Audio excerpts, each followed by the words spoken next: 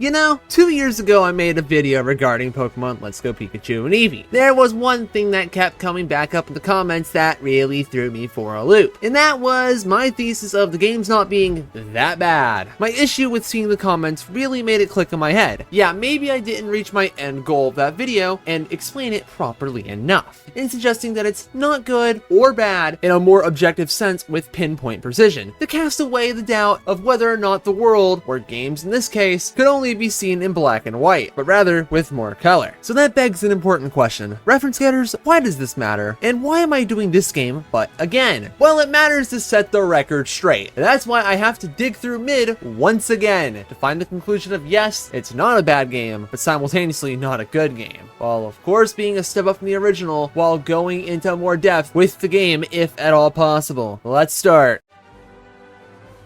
Gamers and gamettes, I have outstanding news. With Let's Go, we go back to Kanto again! Yes, the classic region that was already recycled 6 times prior, and you know it needed to be a 7th. So we go to the world packed with the most peculiar route designs of all time, in this weird region that puts a bit of freedom of choice on the table. That drug that people beg for, to progress the game by doing thing first, or second, or third, with some pathing stuff that makes the game less repetitive, which as well is made better with optional areas. Kanto itself is pretty nice, although typically it's the gameplay sections that are holding it back across every iteration of the region. This game is exactly that. The bits that make this version of the land itself better in these games, other than the core gameplay related reasons we'll see later, would include things like the terrain changes, the progression related stuff, and the replacements being the reasons why. While the main layouts of the world are mostly the same, quite a bit of corners are cleaned up to make progression better. The most obvious change is Cycling Road being removed and being replaced with a more straightforward route that no longer requires going out of your way for a bike that doesn't even exist now. Gym layouts, which for the most part are mostly better, although why we need a slightly different teleporting puzzle is beyond me. And of course, some random areas just being made more open to make exploring a little bit better. Doubly so when the story progression beats are made more front and center in terms of what to do, like going into Team Rocket's hideout for a reason completely separate from the Silph Scope that you didn't even know about, like the Silph Co card key being easier to discover, and never needing to trek through the Safari Zone, mostly because that one doesn't exist anymore. Taking a region that needed a bit of work and tightening up the edges to be more approachable. Progression-wise, the game is pretty much the same as the other games it's based on. Getting the starter, leaving town for a package, and inevitably following the road all the way through Cerulean City, taking a choice on what's next between the bridge and the gym. But here, both are needed to progress onwards. Yes, you actually can't leave town unless you do both this time. Eventually opening up Cut, Rock Tunnel, and the first Lavender Tower trip into the hideout, into the tower again, before 2 branching paths. But story-wise, taking a trip to Silph Co, and finally grabbing the remaining 5 gym badges from Surge onward in whatever order suits you. Or getting a thing, one last gym, and finally the endgame. It essentially plays the same, just streamlined a bit more clearly, and with EXP gain that makes the mid-game suck less. However, the best change with the overworld movement is the HM removal. For those who forgot, essentially, they were a very dreadful feature that limited team building and was just annoying to slot in to actually progress in areas of the game. Here though, they are replaced with secret techniques that essentially do the exact same thing. The difference is that they don't eat up attacks on Pokemon's movesets now. Cut is cut, Flash is actively worthless now, this is the most visible Rock Tunnel has ever been. Surf can actually be used without Koga's gym badge, now alongside Strength also being easier to get, even for some reason persisting between floors. Which leaves us with Fly, gotten a little bit later, this time needing the Rocket hideout to be done, but otherwise fast travel but without needing a Mon in the party. All around, it's just positives here, especially as the menu for the secret techniques are accessed just from shaking the Joy-Con. Lastly, that leaves us with the redemption arc of probably the most useless feature in Pokemon's history. Pokemon following you. While enabling this feature with most Pokemon doesn't really do too much, certain ones allow you to ride on them, getting more speed to move around with at the cost of larger hitboxes. Meaning yes, despite the bike being gone and your player's top speed being kind of bad, going fast has never been more flashy, although sadly not everything's speed is the same. But the stop there isn't all, because a neat post-game feature even lets you ride on one of 3 select Mons around the sky to move even faster, without the fear of collision, avoiding the need to surf around in new encounter pools. The only drawback is needing to put them on back away every time that you need to go inside of a structure. See, they really did a lot to make the overall gameplay one of the best in the series, being a very really nice showing, which really sucks. I would argue this is probably the only good part of the gameplay, especially since everything onwards becomes a massive bag of gives and takes.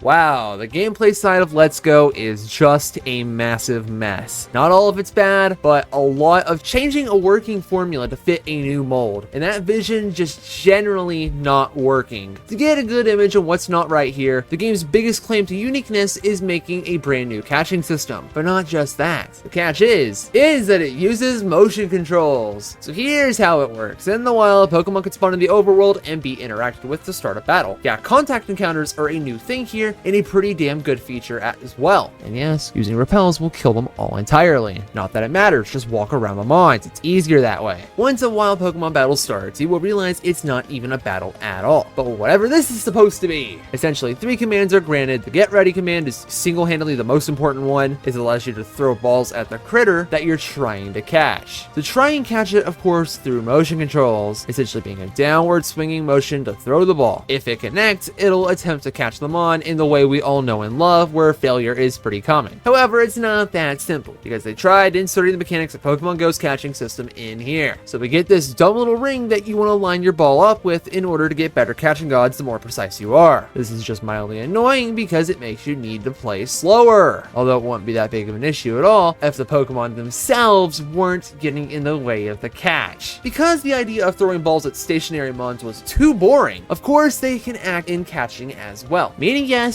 your catching gets interrupted by the mons attacking at the last possible frame before connecting, and they can even move around potentially in ways that make them damn near impossible to aim at, especially when the motion controls decide to stop working. But why would that matter when the mon can do everyone's least favorite Gen 2 battle feature of just running away just to waste your time and cause prolonged suffering? Regardless, after a mon is caught, you'll get XP based on how well your catch goes, with crazy catching multipliers to boot, meaning yes, skill-based gameplay. Speaking of skill, don't stress, the Master Ball plays a cutscene, so whiffing it's not possible, meaning yes, it is still a guaranteed catch. While that covers that part of catching, your other commands are simply running and using berries to make the catches easier, which means that's just about everything. In solo play, that is. Yeah, co-op play is a thing that was needlessly added that, to keep it simple, completely destroys any semblance of difficulty possible. While it does nothing of value in the overworld, letting a little bro walk around and quite literally nothing else, the catching scene on the other hand, it's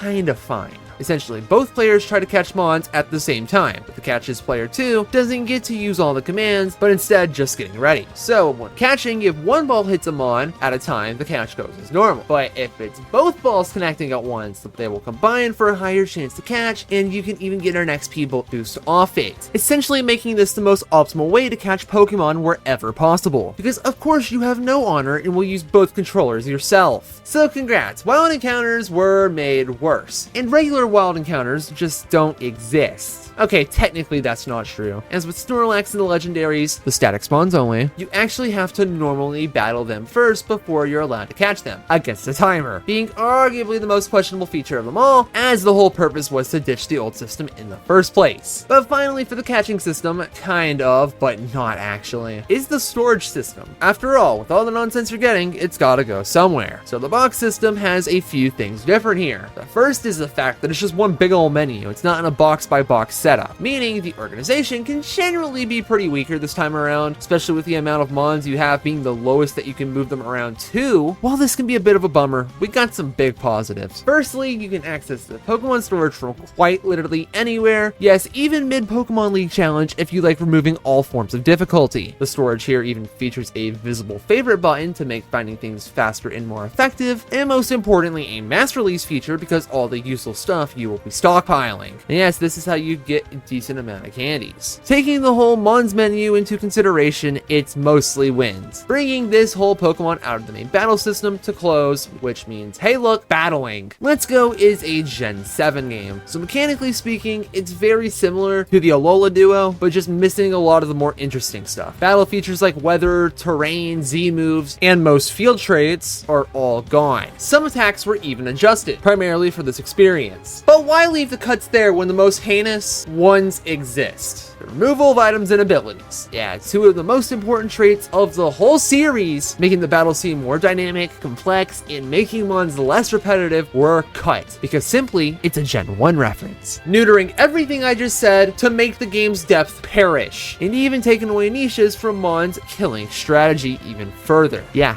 bummer indeed. And lastly for mons here is the affection boost. Yes, just like we later see with BDSP, the game for some obscene reason decided to tie in the affection boost mechanic into friendship itself, meaning your super game warping bonuses are no longer optional, but inevitable. And unlike BDSP, they are not easily removable. Again, a feature like this with no impact on battle facilities or against friends is fine, but not when it's forced down the throats of all players, making a notable impact on the game against your will. I get it, a game based on an anime with light plot armor in some form, but this is not it, not even close. Although we're still not even remotely close to being out of the battle scene yet. Just two things remain. Remember, these are the main bulk of trainer battles. So what's the reward for fighting the trainers? Well, money as always, the experience from the actual battles, although that's less XP than the catching mons in the wild should be worth, and Pokeballs typically upon winning, with potentially more if it's a coach trainer. So basically making the only thing of value here being the extra balls alongside the funds for even more. It's being mentioned because it is different and nothing else. So with that, finally, co-op play, but in battle. For the love of everything in this world, just look at the screen for a second. This is ridiculous. The ability to turn most battles in the game into a 2v1 is simply mind-boggling, completely removing any ounce of challenge by letting you and player 2, which is probably also you, 2v1 everything in sight. Yes, ladies and gentlemen, even fetuses can beat Pokemon now. Thankfully, it's absent in some battle scenes, particularly double battles, as you'll already have a second Pokemon, and any battle while surfing because you can't pull out a second trainer on the water. And outside of something minuscule we'll see later, that's all for battling itself. So next on the hey look new thing list, we got the starter. Because yes, they are technically new and built better. Essentially a normal Pikachu or Eevee, but with better base stats and inability to evolve or be released. They get access to some game-breaking move tutors that put modern exclusive attacks to shame, and at high affection they can grant access to a special feature where shaking a Joy-Con in battle will grant them access to a busted attack, or if it's a partner, it'll just boost their stats. Honestly, for an attempt to make you want to use an unevolved starter, it's actually a pretty good swing. Considering the attacks and stats alone make a massive difference in the mon's ability to perform, I'm gonna say it, well done. Even if the move tutors make Eevee undoubtedly the better of the two. Although the biggest factor I'd argue that really lets the starter Pokemon shine is the completely ruined Eevee system.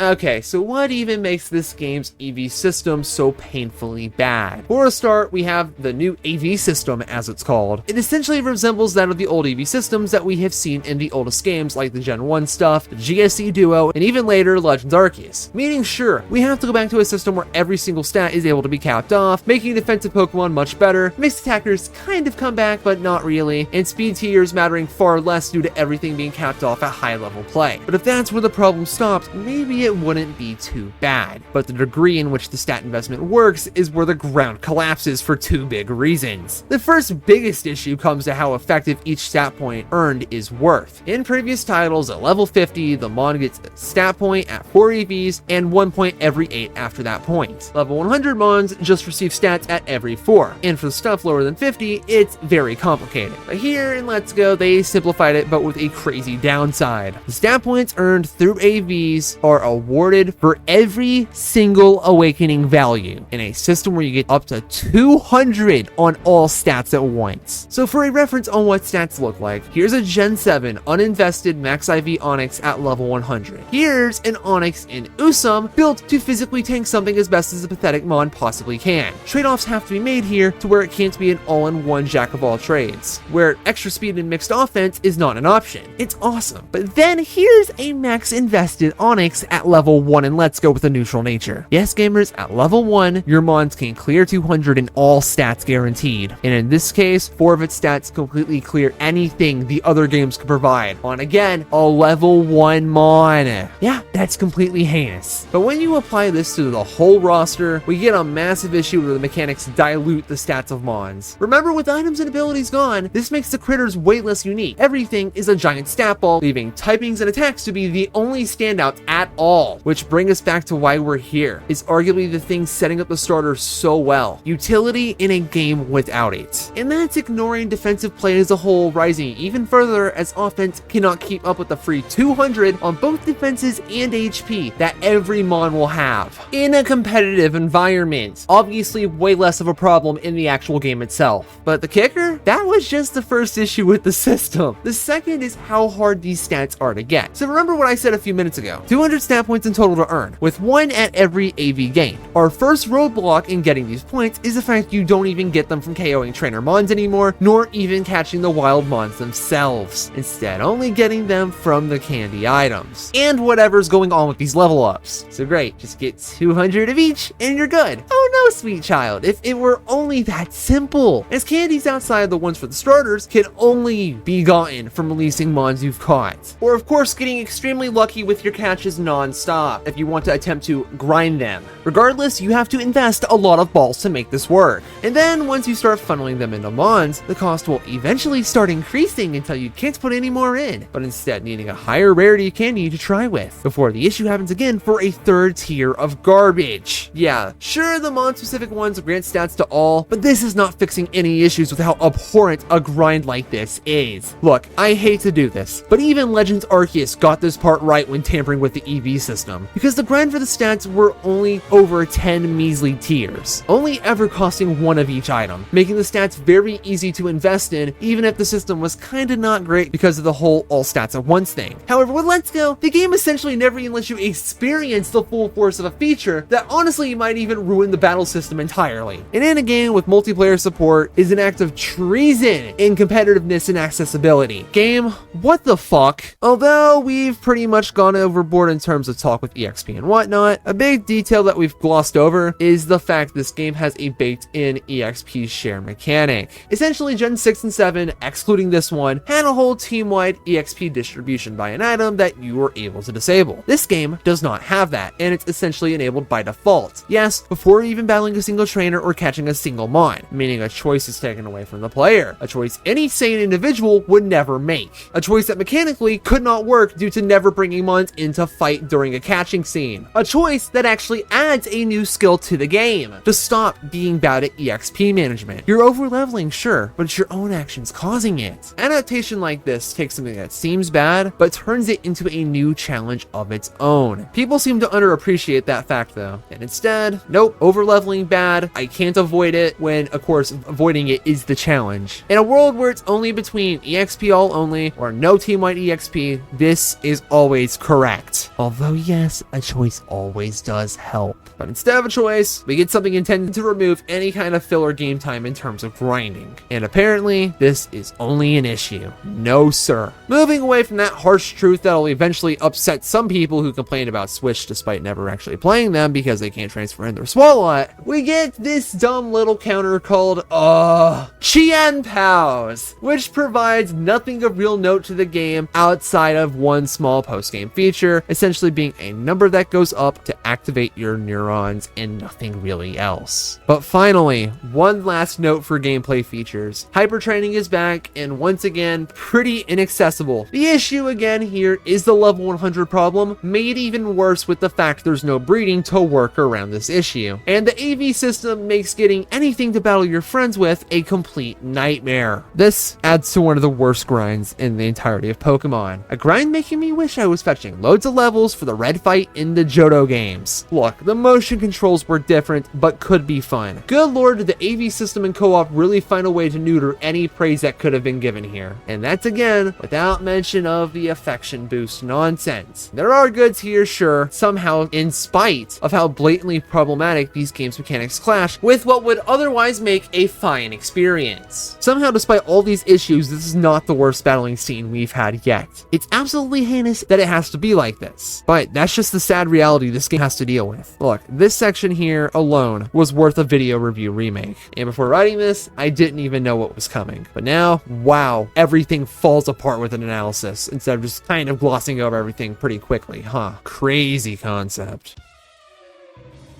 In the replayability department, we have a troubled set of games to say the least. Yes, sure, the incentives for team building are already lowered due to the lack of traditional wild encounters, meaning less content for the team to dive into. But what about that team in question? Well, team building is back to the basics in that less enjoyable manner. As previously mentioned, your starter is already picked for you and it's unable to evolve. So we're already quite limited in that bit. But the everything else, Total, there's only 153 Pokemon in the entire game. The 151 from the original source material plus 2 mythicals gotten from other means that cannot evolve because bad game design. This offering obviously features some abhorrently non-existent type offerings, like only 1 evolutionary line for ghosts, steel, and dragons. Somehow even combining all these will only add up to what Fairy has now, which leads to other issues that come into bat with even more mediocre type diversity, such as dark types being completely extinct, and particularly with ludicrous amounts of mons sharing a lot of the same typings. Dual types or single types, it doesn't matter. Regardless, what's the deal with Poliwrath being the only dual typed fighter? But hold up, as I've yet to even inform you of this little secret that in fact the Alolan forms of the mons were snuck in over the border to mess around with, essentially adding, but technically not, 10 more lines of mons to toy around and experiment with. Sadly though, even these have their drawbacks, primarily being trade mons, meaning level management and playing the game's gyms in order is sadly ideal. Although we have the upside, even breaking the series' trade norms by being infinitely repeatable. But thankfully, what is ideal is what should be a remake standard, of the encounter tables in the world being generally better, allowing greater diversity all across the land of Kanto. Something like access to grass types before the first gym, for instance, being the most obvious standout, or allowing encounters to be more accessible rarity-wise, among others locked to different means like gift encounters, all being shoved into the encounter pool to make everything catchable, unless it's a fossil. But back to where we were. With the Alolan forms added to the main game's overall total, it's essentially the 149 Pokemon, and then you add the 18 from the Alolan forms. Congratulations, there's 167 mons in this game during the main story. But of course, not really. Overall, the game's main Pokemon selection leaves a whole lot to be desired, barely overcoming that bare minimum of 150 for a game, if you can even say that. Again, not featuring full evolutionary lines for mons like Porygon 2 and Tangrowth. With the only real positives in terms of team building, evolutionary items being even easier to find, and of course HMs no longer being restrictive. Not that HMs really matter that much because of the whole portable PC thing. Mega Evolution even finds its way sneaking into the game, and surprisingly enough, it's one of the better implementations of it in the mainline games. Obtained very late, as it's gotten right before the 8th gym, you only get 4 Mega Stones and only ever fight 1 Mega on the champ team during the main game, with those interactions only being among Venusaur, Blastus, both Charizard Megas, for your use in the main game and on post-game trainers, and that last mon of course, otherwise only fighting a Pidgeot at the end of it all. Generally speaking, 5 total for the main game is an embarrassment, especially when you're only fighting 1. Things seem tragic as granted everything else is for post-game use for you only. The thing is, as to why Megas don't end up feeling like a horribly introduced feature though, is the stat system, as it really dilutes the value of stats, in turn making Megas less valuable. Well, for main game use anyways. I should not need to explain why these hyper min-max stats would be a problem considering Gen 1 stat balancing in a competitive environment. Of course, these Megas also don't have their abilities, so there's that as well. These traits add up slowly but surely to ensure the rare type changing of certain Megas is basically the big thing where possible. While sure, the stats are welcome because of course they still do make a bit of a difference. It's just nowhere near as gameplay tainting as what X and Y and even Oras had to deal with. It just kind of exists, and that's probably for the best. Maybe outside of the main game selection just being bad. But hey, there is a mechanic change here that we haven't even addressed yet. Due to the removal of held items, Megas can be accessed just from owning them. However, the issue, particularly having the ability to choose between the X and Y Mega evolutions of Charizard and Mewtwo, being a massive problem because there's essentially 3 mons to deal with in one when whenever it appears. Again, never an issue in the previous titles because only one item could ever be present. Regardless, it's absolutely not the best implementation of megas in the series, yet somehow not the worst. Kind of right in the middle. Leaving the Pokemon stuff behind, we get to the actual content. So as you'd expect, the gyms are still the main gates of progression. However, this time with a catch. Where other gyms previously just required you to show up, this time there's nonsensical requirements you have to meet depending on where you go on top of any potential gym puzzles. Sometimes it's as simple as bringing a mon of a certain type, maybe even needing to meet the loose definition of a cute Pokemon, to potentially needing to have owned an entire 50 unique mons, potentially risking not progressing the game at all, or a Pokemon level related entry. But wait, there's 3 other gyms that you're thinking about, and unfortunately, the gyms challenge is simply getting there. So with the Vermilion City, Cinnabar Island, and Viridian City gyms, there's nothing holding you back.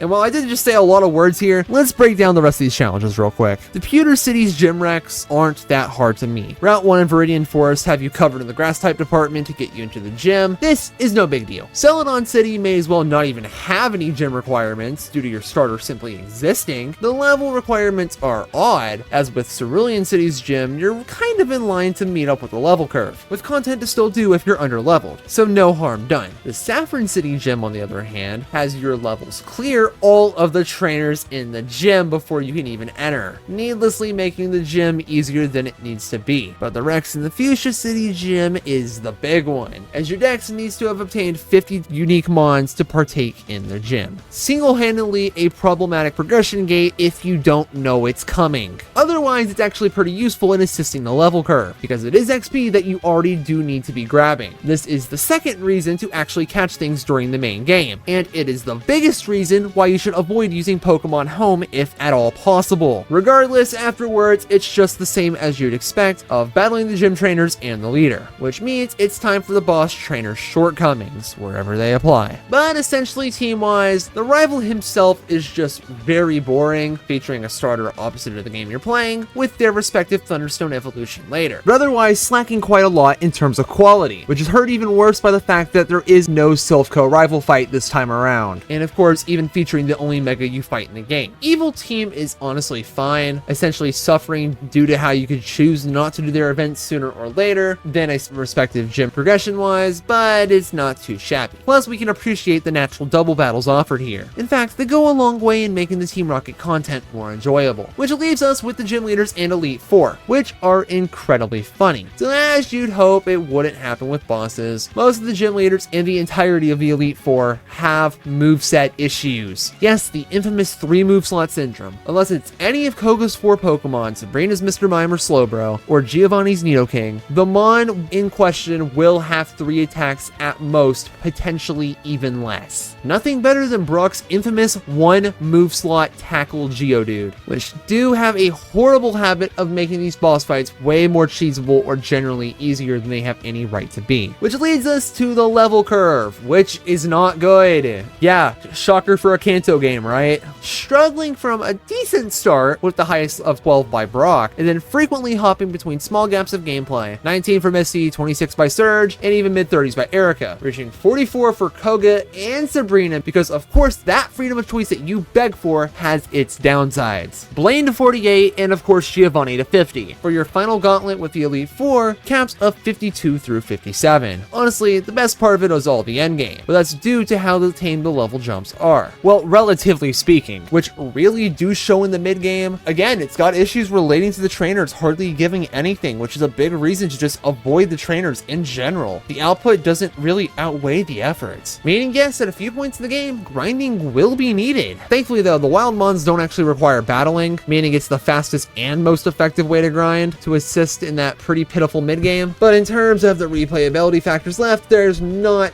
too much. Here's a fun one though. We got this person that you can bribe to manipulate the natures of incoming wild Pokemon, which are all really useful in terms of removing luck and really hurtful at inflicting the nature of something you want on the wrong mon. Meaning congrats, it's more likely you'll have some more useful stuff. Moving forward, we even get to see the move reminder, functioning the same as always at the cost of a rare item, making it pretty inaccessible, but nowhere near as inaccessible as when the feature itself opens up, at at the Pokemon League. So quite literally right before the game ends, meaning you'll realistically never even use this feature, putting an otherwise good feature in irrelevancy. But yeah, gamers, outside of the accessibility of wild encounters and general team building, alongside decent grinding speeds, the game is pretty much crawling through most other aspects with mid galore, meaning now it's time that we can glance at the side content. In terms of side content, it's a relatively limited list. But hey, at least there's a decent amount of distractions and tools to play around with. So first, actual post-game content, as the gym leaders in Elite Four can be rematched, obviously boasting better teams in terms of mons, attacks, and levels, despite the level increase in the Elite Four's case only being a measly 10 levels. The gym leaders can be rematched once a day, which is great, and the Elite Four multiple times if you wish. Thankfully, there's even some neat stuff going on here. First of all, Giovanni sadly cannot be rematched.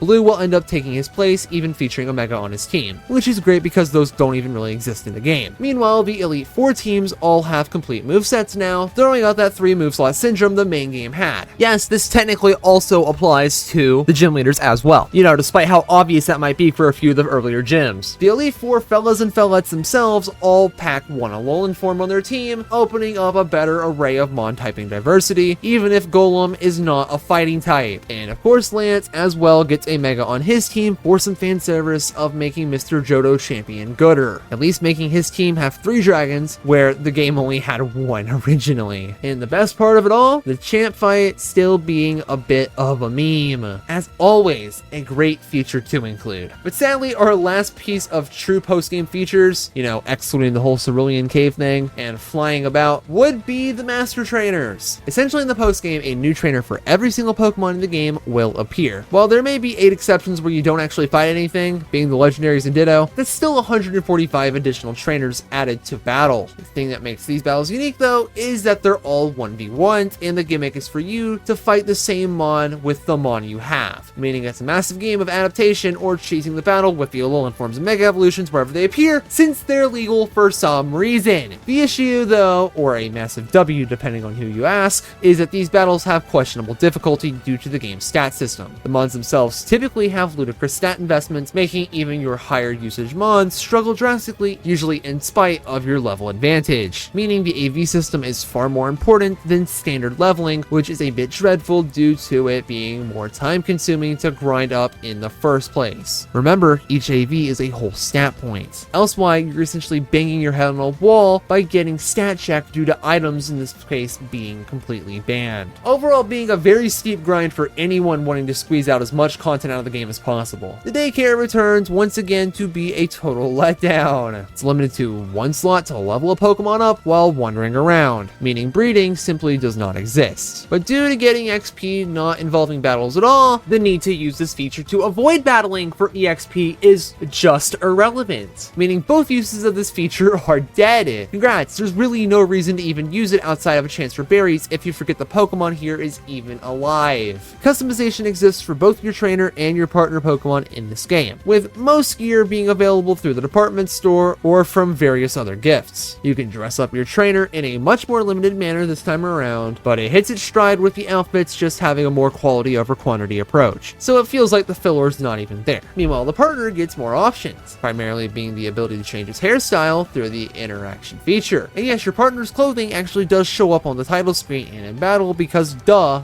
good execution. A small yet important feature is the catch combo. With a quick summary, you can catch the same mon multiple times, which grants temporary boosts to rare Pokemon spawns, and the same thing that you're chaining to make them appear more. The chain itself breaks when something else is caught, a wild mon flees, or you close the game out. It's very helpful in making things appear, but otherwise a hefty use of balls and an annoying use of time. Oh, and by the way, the narrator is actually back again, as always, and this time it's just in the menus. Accessible anywhere. Truly epic. And speaking of menuing related content, soft resetting is just completely gone from the game, and all the ones to follow for that matter. Why? This game's excuses want to control our gameplay. As for the others, well, we'll really never know. Okay, for real, other Switch games can still do this. Games on the GBA from this series were capable of soft resetting. Why on earth can a game like Scarlet and Violet not do so? Although something not good is the massively neutered communication features. Only 2 features exist here, trading because it's a Pokemon game, and battling. Yes, gamers, gamers, it's a pitiful lineup is here to mirror the original games. But somehow, funnily enough, this is more communication features than Legend Arceus has. Crazy how that works. Regardless, one thing to note is the introduction of passcodes, so randoms can't waste your time joining Thing. Wow, who actually cares? Although on the path of who cares, we got features requiring external means to even use. First up is the Go Park Complex. Placing the Safari Zone, this feature it essentially allows you to transfer in Pokemon right into the game from Pokemon Go. You can choose to leave your mons here and treat them like an exhibit, or go out of your way to catch them with what limited inventory you already have, and allows for many more options to be caught within the game and even easier, such as your ability to catch the Alolan forms, minus the trade bond bonuses. If a mon runs, don't stress, you can just rebattle it. Being a pretty nice feature, but apparently it does not stop there. Allegedly, if you have 25 of the same Pokemon over and running about, you can play a pointless sheep herding minigame while dodging obstacles to earn candies. Wow, who cares? My artist's rendition is way better than what the game provides. Regardless, it's nice to see a feature exist here rather than it being a glorified zoo. Which leaves us with a final feature, the Pokeball Plus. A controller normal people did not buy, gives you the ability to store a mon on it, kind of, to click buttons with it in order to earn even more godforsaken candies. Just know that outside of Mew, you're not missing much. Regardless, that's all for features. Sadly, outside of the Elite Four and Gym Leader rematches, this game really lives or dies by its grindy content, or its supplements to make that grinding easier, meaning most of it's kind of irrelevant outside of competitive team building.